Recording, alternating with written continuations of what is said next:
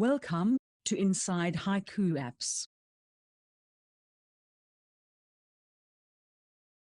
Welcome back to the channel. Okay, not a lot of time today, so we're just going to do a tiny little demo, and that is called Pulse. Pulse has been around since the BOS day. And let's see, where is it? Down here under Demos, Taskbar. There we go. If you look at About This System, you see I've got 4 processors. I don't actually have 4 CPU chips. I've got 1 chip with 4 cores, and in fact, this is running on an emulator, so they're emulated in software. Now let's give this system something to do. Let's see, GLTbot. There we go. I will do a video on GLTbot at some stage, but as you can see, you can see how it's running now. The interesting thing about Pulse, this is mostly for developers, but if you're developing an app, you can switch them off. Now, what would my app be like if I only had 1 processor, 1 core, or 2, or 3, or 4? So obviously, if you have a powerhouse system with 8 cores, then this list would be longer. There are a few settings you can, let's see, taskbar mode, then it runs here in the taskbar, and I can switch that back off again. Now it's in mini mode. Where is it? There it is, in normal mode. Right, some more settings here.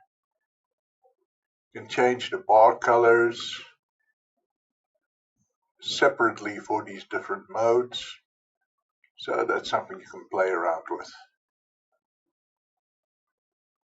And you can set it all back to defaults. So what else can we say? Well, you see these little drag handles.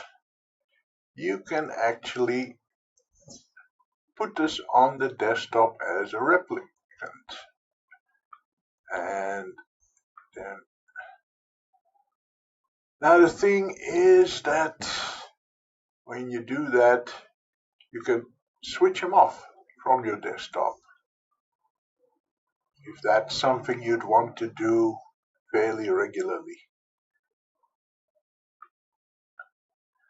Okay, so that's Pulse. Let me just tell you one thing though.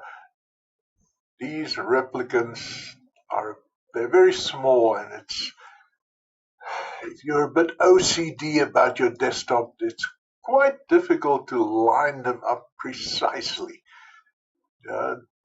But it's worth it to have a nice looking desktop. So let's switch replicants on again, and we can take number 2 and see if we can. There we go. And you can see this one's now 1 or 2 pixels too high, and that is actually fairly difficult to get right. It can be done, and once you've done it, well, you only need to do it once. And so that is Pulse. As you can see, you can run it inside the taskbar as well. But when we close it down, you have to quit it here as well. This, however, still keeps working.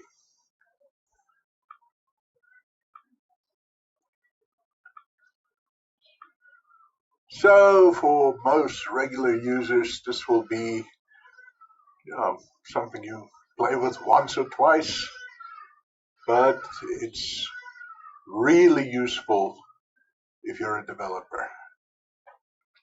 Okay, that's it for today. Nothing too profound, but we do strive to make a complete overview of Haiku systems.